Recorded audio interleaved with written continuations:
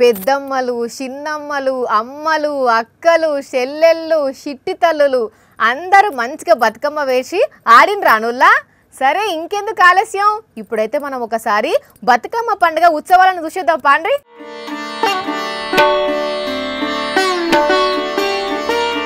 Telangana Bathukamma Guinness record కొట్టిందులో.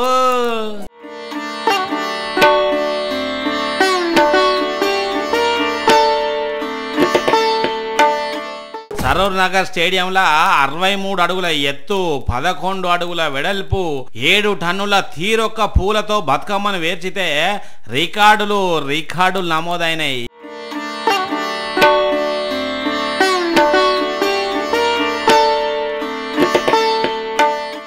చూడండి బతుకమ్మ ఎంత పెద్దగా ఉన్నదో, చూసేటందుకు ఎంత చూడ చక్కదనంగా ఉన్నదో. కండ్ల సంబురంగా ఉన్నదిలే.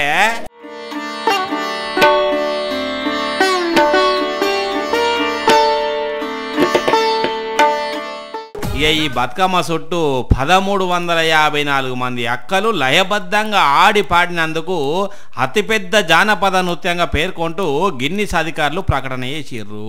ఈ పండుగకు మంత్రులు జూపల్లి సారు, సీతక్క, విమలక్క హాజరైనరు.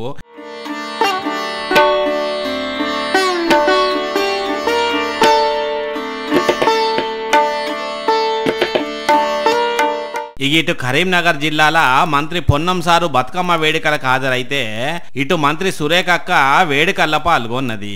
ఇటు సంగారెడ్డి జిల్లాల జగ్గారెడ్డి సారోళ్ళ మేడం బతుకమ్మ వేడుకల్లో పాల్గొంటే, ఇంకో దిక్కు సూర్యాపేట జిల్లా కేంద్రంలో మాజీ మంత్రి జగదీష్ రెడ్డి సారోళ్ళ మేడం క్యాంప్ ఆఫీస్ లో బతుకమ్మను వేర్చి అమ్మలక్కలకు సద్దుల బతుకమ్మ శుభాకాంక్షలు తెలిపింది.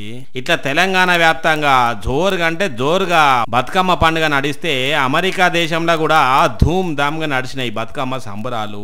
అమ్మలక్కలు సంబరంగా వేడుకల్లో పాల్గొన్నారు.